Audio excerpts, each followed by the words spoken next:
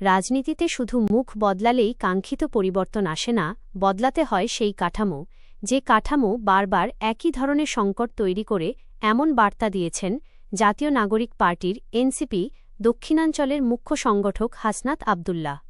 মুন্সিগঞ্জের সিরাজদিখানে জুলাই পদযাত্রা কর্মসূচিতে দেওয়া বক্তব্যে তিনি রাষ্ট্রকাঠামোর মৌলিক সংস্কারের দাবি তুলে ধরেন।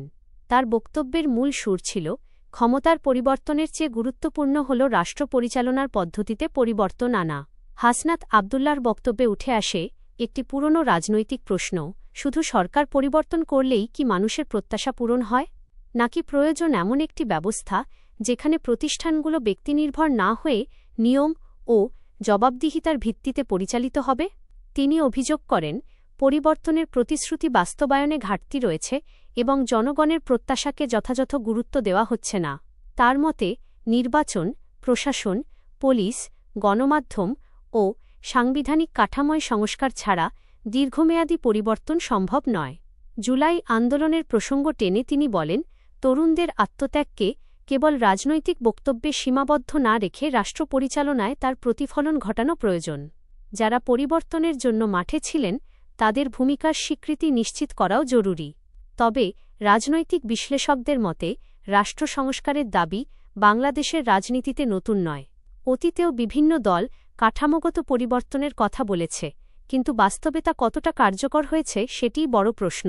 সংস্কারের দাবি বাস্তবায়নে রাজনৈতিক ঐকমত্য, শক্তিশালী প্রতিষ্ঠান এবং দীর্ঘমেয়াদী পরিকল্পনা প্রয়োজন বলে মনে করেন তারা। হাসনাত আব্দুল্লাহ পুলিশ সংস্কার, স্বাধীন গণমাধ্যম কমিশন এবং সংবিধান সংশোধনের প্রয়োজনীয়তার কথাও তুলে ধরেন। তার বক্তব্যে স্পষ্ট হয়েছে, এনসিপি কেবল সরকার পরিবর্তনের রাজনীতির বাইরে গিয়ে রাষ্ট্রব্যবস্থার পুনর্গঠনের বিষয়টিকে সামনে আনতে চাইছে। এদিকে সমালোচকদের কেউ কেউ বলছেন, সংস্কারের দাবি যতটা সহজে রাজনৈতিক মঞ্চে উচ্চারিত হয়, বাস্তবে তা বাস্তবায়ন ততটাই কঠিন।